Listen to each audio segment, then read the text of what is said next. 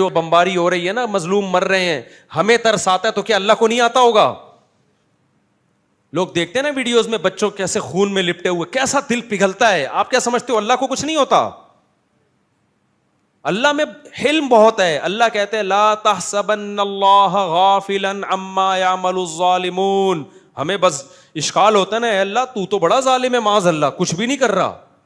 ہم اپنی حکومتوں سے مطالبہ کرتے ہیں کچھ کرو, لوگوں سے مطالبہ کرتے ہیں کچھ کرو, تو اللہ تو کون سا معاذ اللہ کچھ کر رہا ہے؟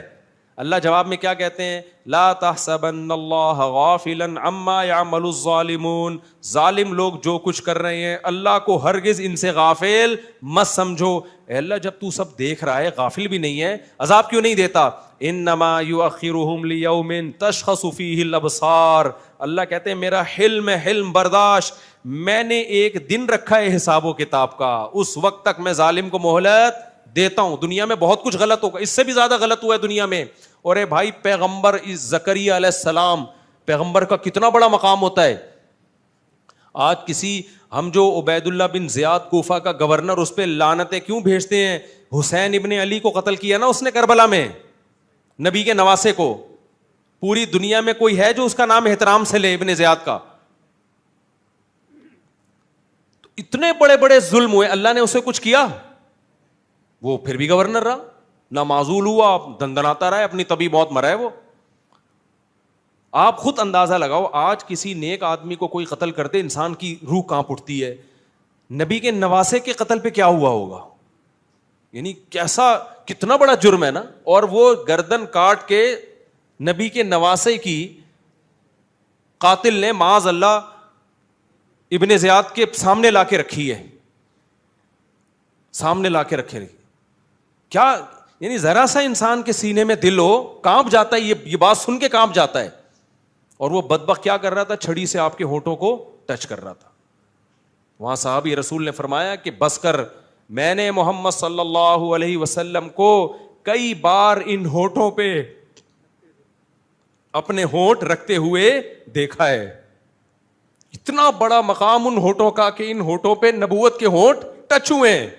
کتنا بڑا ظلم ہوا. تو کوئی زلزلہ آیا؟ کوئی آسمان پھٹا؟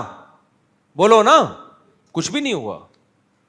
کیوں؟ یہ آیت بار بار ہمیں تسلی دیتی ہے, لا تحسبن اللہ غافلا. اللہ کہتے ہیں اللہ کو غافل مت سمجھو, اللہ میں حلم ہے, برداشت ہے. زکریا علیہ السلام تو پیغمبر تھے, کتنے مبارک پیغمبر. قرآن نے کیسا تذکرہ کیا زکریا علیہ السلام کا. سورہ مریم اٹھا کے دیکھو, جس سے پتہ چلتا ہے اللہ کو زکریا علیہ السلام سے کتنی محبت تھی. یا زکریا انا نبشرک بغلام اسمہ یحییٰ لم نجعل لہ من قبل سمیہ. زکریا علیہ السلام بوڑھے, بیوی بانج, ساری زندگی اللہ سے دعائیں مانگتے رہے, محراب میں عبادت کرتے رہے ہیں ساری زندگی, اتنے محبوب پیغمبر. پھر اللہ کہتے ہیں ہم نے زکریا کو بڑھاپے میں خوشخبری دی, انا نبشرک بغلام, اے زکریا تجھے لڑکا بھی ملے گا, اور اس کا نام ہم پہلے سے بتا دیں یحییٰ ہوگا. اور اس نام کا اس سے پہلے اس کائنات میں کوئی شخص, کوئی بیٹا نہیں گزرا. یہ نام بھی ہم سلیکٹ کر کے دے رہے ہیں. اور سیدن و حصورا, وہ سردار ہوگا, انتہائی درجے کا پاک دامن شریف ہوگا.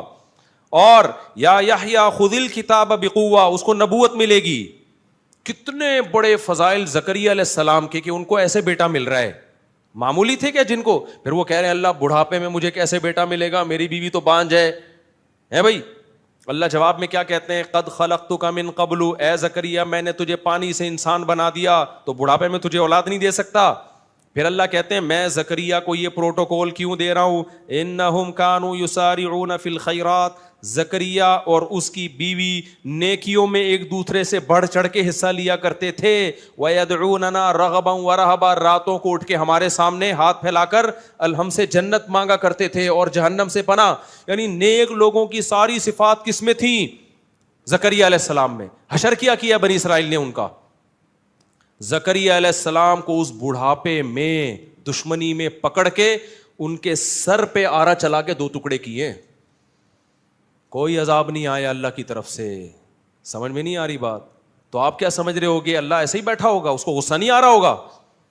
بھائی اللہ یہ کہہ رہا ہوگا میرے پیغمبر کو تم نے اس طرح سے چیر دیا, کچھ بھی نہیں ہے, نا نا نا نا. اللہ کہہ رہا ہے آنے دو, آنا کس کے پاس ہے؟ میرے پاس. تو اللہ کا غضب انسانوں کے غضب سے کروڑہ گنا زیادہ, لیکن وہ غضب کا اظہار کیوں نہیں کرتا فوراً؟ کیونکہ اس کا حلم یعنی اس کی برداشت انسانوں کی برداشت سے کروڑہ گنا زیادہ. تو اللہ نے اپنے غضب کے اظہار کے لیے جہنم کی آگ بنائی ہے. اسی سے یہ بھی پتہ چل گیا کہ اللہ نے آخرت میں اتنا سخت عذاب کیوں رکھا ہے. یہ سخت عذاب اللہ کے غضب کا اظہار ہے. جب اللہ ہے تو اس کی ہر طاقت انسانوں سے کروڑہ گنا زیادہ, تو اس کا غضب بھی انسانوں سے کروڑہ گنا زیادہ, اور اس کی رحمت بھی انسانوں سے کروڑہ گنا زیادہ ہے. تو اس کی رحمت کا اظہار جنت کی صورت میں ہوگا, جس سے پتہ چلے گا کہ رحمت کہتے کس کو ہیں, اور اس کا غضب ظاہر ہوگا آگ کی صورت میں, جس سے پتہ چلے گا کہ غضب کہتے کس کو ہیں. تمہیں کیا پتا کہ غصہ کیا ہوتا ہے؟ دیکھو ایک کمزور آدمی جب یا جو غریب آدمی کسی کو دعوت دیتا ہے تو کیسے دعوت دے گا؟ وہ کہے گا کبھی ہمارے پاس آنا, ہم آپ کو کھانا کھلائیں گے. آپ کے ذہن میں آئے گا کہ دال چاول کھلا دیں گے, بریانی کھلا دے گا. بڑا سیٹ جب کہے گا نا بیٹا ہماری دعوت میں آنا, پتہ چلے گا کہ دعوت کہتے کس کو ہیں. اور جو بڑا بدماش ہوتا ہے وہ جب ناراض ہوتا ہے نا, وہ کہتا ہے بیٹا ابھی تو نے غصہ دیکھا نہیں ہے, جب میں تجھے ٹارچر کروں گا نا تجھے پتہ چلے گا کہ میرا غصہ ہے کیا. تو انسانوں کے غصے ہیں. تو اللہ نے آگ میں جلانے کا انتظام کیا. اللہ ہم سب کو اس آگ سے بچائے. یہ آگ کیا ہے؟ اللہ کے غضب کا اظہار ہے. یہ ایتھیسٹ لوگ کہتے ہیں نا جہنم میں آگ کیوں؟ بھائی اللہ کے غضب کا اظہار ہے, تو وہ اللہ ہے تو اس کے غضب کا اظہار ایسے ہی ہوگا. تو اللہ کہتے ہیں جب یہ انگلیاں چبائیں گے تو اللہ کہے گا جب تمہیں اللہ کی طرف بلایا جاتا تھا تو آج تمہیں اپنے اوپر جتنا غصہ آ رہا ہے ہمیں تم پر اس سے بھی زیادہ اس وقت غصہ آتا تھا. فتکفرون, تم جب انکار کرتے تھے. تو وہ جواب میں کیا کہیں گے؟ ربنا امتنا سنتین واحییتنا سنتین, اے اللہ تو نے ہمیں 2 دفعہ موت دی, ہم نے اپنی آنکھوں سے دیکھ لیا. ایک موت تو ہماری پیدائش سے پہلے, وہ بھی ہم مردہ ہی تھے نا, اور پیدا کر کے تو نے ہمیں دوبارہ موت دی. یہ 2 قدرت دیکھی ہم نے. پھر تو نے ہمیں 2 زندگیاں دیں. ایک زندگی تو ہم نے دیکھ لی تھی, دوسری ہماری سمجھ میں نہیں آتی تھی کہ بار بار کہتے تھے کون پیدا کرے گا, دوبارہ کیسے پیدا ہوں گے. تو خود اپنی بے عقلی بتا رہے ہوں گے کہ جو موت دے کے زندگی دے سکتا ہے وہ دوبارہ زندہ کیوں نہیں کر سکتا. تو کہیں گے اللہ ہم نے دوسری زندگی بھی اپنی آنکھوں سے دیکھ لی, مان لیا کہ حساب و کتاب ہے, لیکن اس وقت ماننے کا کوئی فائدہ نہیں ہوگا. تو اس لیے میرے بھائی اللہ کی نظر میں سب سے زیادہ ویلیو کس کی ہے؟ اللہ کے آرڈر کی. تو یہ نہیں دیکھا کرو کہ اس سے ہوتا کیا ہے. بھائی اگر ہاں اللہ نے بعض دفعہ آرڈر میں خود ہی لچک رکھ دی ہے. اللہ نے کہا یہ آرڈر ہے, ضروری نہیں ہے.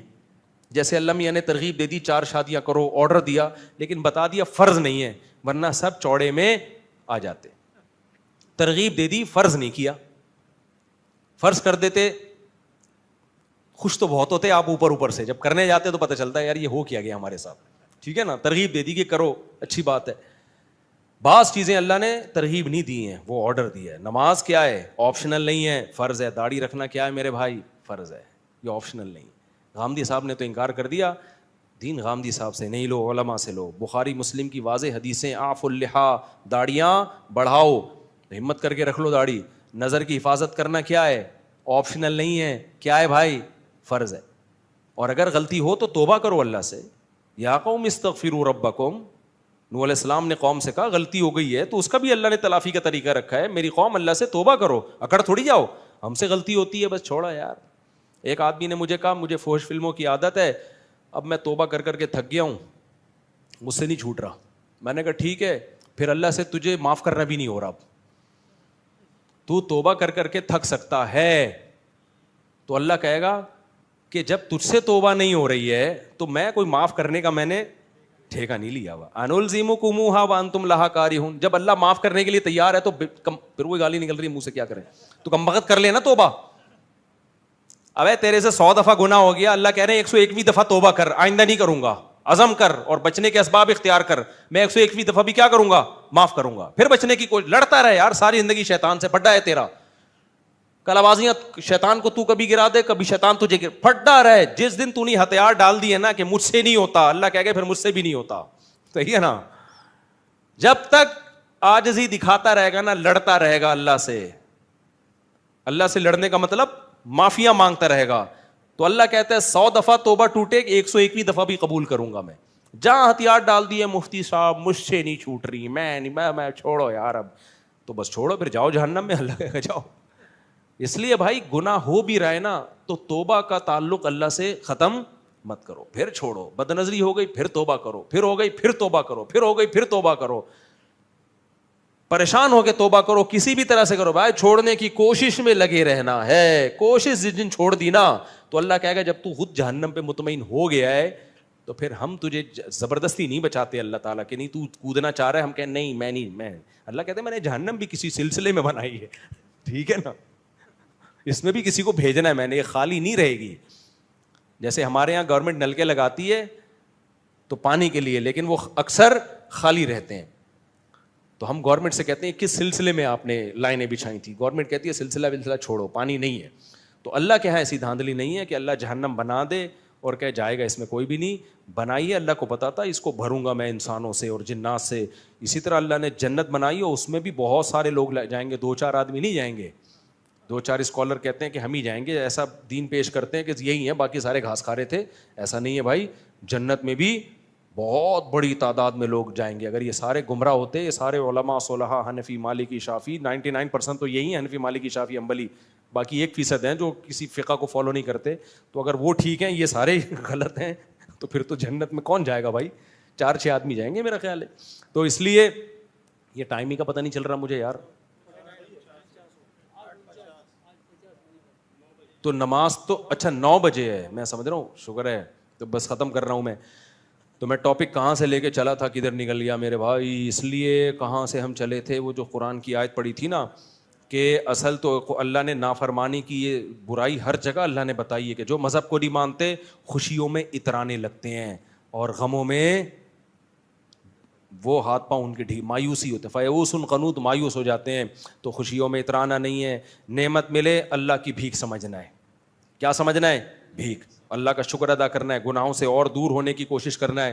اپنے غریب رشتہ داروں کو گھٹیا نہیں سمجھنا, ان سے تعلق ختم نہیں کرنا. اور جب پریشانی آئے تو بوکھلانا نہیں ہے. کیا کہنا ہے؟ انا للہ و انا الیہ راجعون, ہم اللہ کے لیے اور ہم نے لوٹ کے کس کی طرف جانا ہے بھائی؟ اللہ کی طرف جانا ہے. صبر کرنا ہے اس پہ, بوکھلانا نہیں ہے بھائی. جو مقدر میں تھا ہو گیا. اور ہمیں تو ویسے بھی پریشانیوں میں اس لیے جزا فضا کی اجازت نہیں ہے کہ ہم کون سا اتنے نیک ہیں کہ اللہ میاں سارے چیزیں ہماری سیٹ کر کے چلائے. یا تو ہم سارے بالکل چھٹ چھٹ چل رہے ہوتے نا, ایک کام تو ہم کرتے نہیں اللہ کے کہنے پہ. پریشانی آتی ہے تو پھر اللہ سے شکایت, یہ کیوں ہو رہا ہے میرے ساتھ؟ تو بھائی تم کون سا ٹھیک چل رہے ہو؟ تو پریشانی میں صبر کرنا ہے, خوشیوں میں آپے سے باہر نہیں ہونا.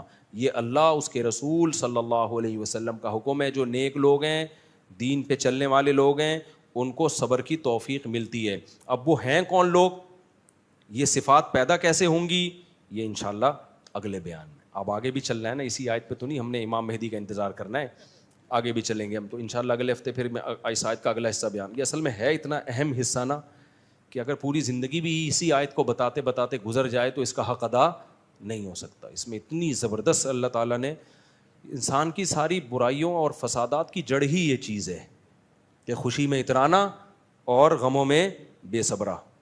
یہ سارے جڑ ہی یہی ہے. اگر برداشت ہوگی نا تو یہ سب کچھ نہیں ہوگا. تو تھوڑے سے پیسے آتے ہیں تو اسٹائل ہی چینج ہو جاتا ہے, اور جب جاتے ہیں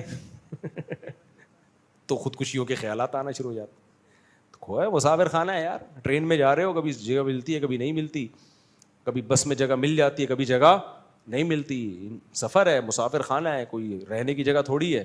اصل کیا ہے بھائی؟ اللہ کے حکم کو راضی کرنا ہے. تو جنت کی صورت میں کامیابی ملے گی آخرت میں, وہ اصل ہے. اور جہنم کی صورت میں ناکامی ہوگی, وہ ناکامی کیا ہے؟ اصل ہے. اس سے بچنے کی کوشش کرو. تو زکریا علیہ السلام کے بارے میں آتا ہے, اسی کی دعائیں مانگا کرتے تھے. اللہ تعالیٰ ہمیں سمجھنے کی, عمل کی توفیق عطا فرمائے. ہم نے کئی دفعہ یہ سنا ہے کہ عرش سے اور کعبے سے بھی وہ مٹی بہتر ہے جو نبی کے قبر مبارک میں آپ کے بدن پر لگی ہوئی ہے. اس پر وضاحت فرما دیں. یہ مسئلہ پورا میں دلیل کے ساتھ نا پورا تیار کر کے جہلم پہنچا تھا کہ انجینئر کے سامنے بیٹھ کے بات کروں گا تاکہ 2 منٹ میں دودھ کا دودھ اور پانی کا پانی ہو جائے.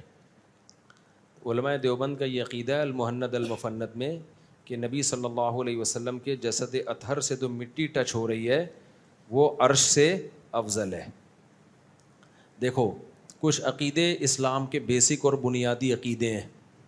انجینئر نے اس مسئلے میں اتنی دھاندلیاں کی ہیں, اتنی کلابازیاں کھائی ہیں نا, کہ وہ میں لے جا کے نا اسی کے سامنے پہلے تو میں نے اس کے کلپ سنانے تھے کہ تم خود ایک جگہ دعوے پہ ٹکتے نہیں ہو. اتنی لمبی لمبی پھینکی ہے. اس نے کہا یہ عقیدہ علماء دیوبند کا گڑھا ہوا ہے. تو میں نے جہلم میں اس کو پہلے کلپ چلانا تھا کہ یہ عقیدہ علماء دیوبند کا ایجاد کردہ ہے اس کے سامنے کہ آپ نے یہ کہا ہے. وہ کہتا ہے ظاہر ہے, کہتا ہے کہا ہے, کیونکہ میں پورا نوٹ کر کے گیا تھا, لیپ ٹاپ میں اس کے سارے کلپ بھی نکال کے رکھے ہوئے تھے. وہ مکرتا تو میں اسی کے سامنے اس کا کلپ سناتا, پھر میں بتاتا کہ گڑھا ہوا وہ چیز ہوتی ہے جو ایجاد کردہ ہو. تو یہ علماء دیوبند سے پہلے کتنے بزرگان دین, محدثین, فقہا کا یہ عقیدہ چلا آ رہا ہے. حتیٰ کہ قاضی عیاض بہت بڑے محدث گزرے ہیں, انہوں نے تو اس پر اجماع نقل کیا ہے کہ اس پر امت کا اجماع ہے کہ نبی کی قبر کی مٹی وہ عرش سے افضل ہے. کتنے علماء کا عقیدہ ہے یہ, پورے میں نے ان کے سارے حوالے. تو وہ صاحب آئے ہی نہیں مارکیٹ میں, تو کیا کرتے ہیں ہم. اب میں اس کو ہلکا پھلکا ایکسپلین کرتا ہوں پورے حوالوں کے ساتھ کو, تو کبھی جب المحند مفند پہ ریکارڈنگ کرواؤں گا نا پھر پیش کروں گا. ابھی تو ظاہر ہے میں جو فوراً سوال آتا ہے اس کا جواب دے دیتا ہوں. میں اس کا جواب یہ ہے کہ دیکھو کچھ عقیدے اسلام کے بیسک اور بنیادی عقیدے ہیں, ان میں دو رائے نہیں ہو سکتی. انجینئر نے یہ بھی دعویٰ کیا کہ عقیدہ اصولی ہی ہوتا ہے, یہ خود ایک لمبی پھینکی ہے. عقیدوں کی بھی دو قسمیں ہیں. کچھ عقیدے اسلام کے بنیادی عقیدے ہیں, ان میں اختلاف رائے کی اجازت نہیں ہے, جیسے اللہ کا ایک ہونا اور پیغمبر کا آخری نبی ہونا, عقیدہ تقدیر ہے, اور جنت اور جہنم کا وجود. یہ سب اسلام کے بیسک عقیدے ہیں. ان میں کوئی اختلاف کرے گا تو اسلام سے ہی خارج ہے. کچھ عقیدے ایسے ہیں جس میں اسلام نے واضح تعلیمات نہیں دیں, ان میں انسان اجتہاد کر سکتا ہے. واضح تعلیمات نہیں دی ہیں اس میں ہمیں, تو اس میں دو رائے ہو سکتی ہیں. اب یہ جو عقیدہ ہے کہ اللہ نبی کی قبر کی جو مٹی جو آپ کے جسم سے ٹچ ہو رہی ہے یہ عرش سے افضل ہے, یہ علماء دیوبند کے نزدیک اسلام کے بنیادی عقیدوں میں سے نہیں ہے. علماء دیوبند کی رائے یہ کہ جو یہ عقیدہ رکھے وہ بھی ٹھیک ہے, اور جو یہ عقیدہ رکھے کہ عرش یہ مٹی سے افضل ہے وہ بھی ٹھیک ہے. ہمارا رائے یہ ہے کہ یہ والا یہ زیادہ ٹھیک ہے کہ عرش قبر کی مٹی یہ عرش سے افضل ہے. علماء دیوبند کا یہ عقیدہ نہیں ہے کہ یہ عقیدہ رکھنا فرض ہے. وہ کہتے ہیں یہ اسلام کے بنیادی عقائد میں سے نہیں ہے, کیونکہ اس کے بارے میں ہمیں صریح نصوص نہیں ملتی. تو جب صریح نصوص نہیں ملتی ہیں تو کوئی بھی رائے رکھ سکتے ہو. اب انجینئر علی مرزا نے دعویٰ کیا ہے کہ یہ عقیدہ قرآن و سنت کے خلاف ہے, تو قرآن کی کوئی ایک آیت یا نبی کی کوئی ایک حدیث بتا دو جس سے پتہ چلتا ہو کہ عرش مٹی سے افضل ہے. ایسی بھی کوئی حدیث ہمارے پاس موجود نہیں ہے. میں جب جہلم میں سامنے جا کے بیٹھتا تو میں انجینئر کو کہتا کہ تم نے یہ دعویٰ کیا کہ عرش افضل ہے مٹی سے, تو اس افضلیت پہ کوئی آیت پیش کر دو. قیامت آ جاتی وہ اس پہ کوئی آیت پیش نہیں کر سکتا تھا. تو تمہارے جو عقیدہ ہے اس پہ بھی تو تمہارے پاس کوئی دلیل نہیں ہے. انجینئر کا عقیدہ یہ ہے نا کہ عرش مٹی سے افضل ہے, تو بھائی اس پہ کوئی آیت پیش کرو, تو اس پہ کوئی آیت پیش نہیں کرتا. اس کا مطلب تم نے جو عقیدہ رکھا ہوا ہے اس پہ بھی تمہارے پاس کوئی دلیل نہیں ہے. پھر میں اس کا لیپ ٹاپ پہ کلپ چلاتا کہ تم نے جو آیت پیش کی ہے نا اس کا بھی ترجمہ ہمیشہ کی طرح تم نے غلط کیا ہے. ڈنڈیاں مارنے اور غلط ترجمے کرنے پر تم چیمپئن ہو. وہ بہت ہوشیار تھا, سامنے بیٹھا نہیں, اس کو پتا تھا یہ بندہ آیا ہے خالی نہیں آیا ہوگا, ٹھیک ہے نا, مال لے کر آیا ہوگا یہ. تو میں لیپ ٹاپ میں اس کا کلپ ہم نے رکھا ہوا تھا اور ساتھیوں کے ذمہ لگائے ہوئے تھے, جیسے میں یہ بولوں تو تم نے یہ کلپ چلانا ہے. تو ہم نے سامنے چلانا تھا, کیمرے میں بھی کرنا تھا, یہ آپ کیا ارشاد فرما رہے ہیں. تو اس نے وہ والی آیت بھی غلط پڑھی ہے, اذا لابتغوا الی ذی العرش سبیلا. اس آیت کو بھی غلط پڑھا ہے, پروننسیشن یعنی پڑھنے میں بھی ماشاءاللہ غلطیوں کے ماسٹر ہیں, تو اور ترجمے میں بھی گڑبڑ کی ہے. تو یہ جو آیت ہے نا کہ عرش کی فضیلت, تو ہم عرش کی فضیلت کے منکر نہیں ہیں, افضلیت کے منکر ہیں. عرش کی فضیلت پر تو قرآن کی بہت ساری آیتیں ملیں گی آپ کو. فضیلت الگ چیز ہے, افضلیت الگ چیز ہے. دیکھو موسیٰ کی فضیلت پر قرآن میں بہت سی آیتیں ہیں یا نہیں ہیں؟ ابراہیم, موسیٰ علیہ السلام اور ابراہیم علیہ السلام کی فضیلت پر قرآن میں بہت ساری آیتیں ہیں یا نہیں؟ افضلیت کے نبی سے بھی افضل تھے, اس پر کوئی ایک آیت بھی ہے؟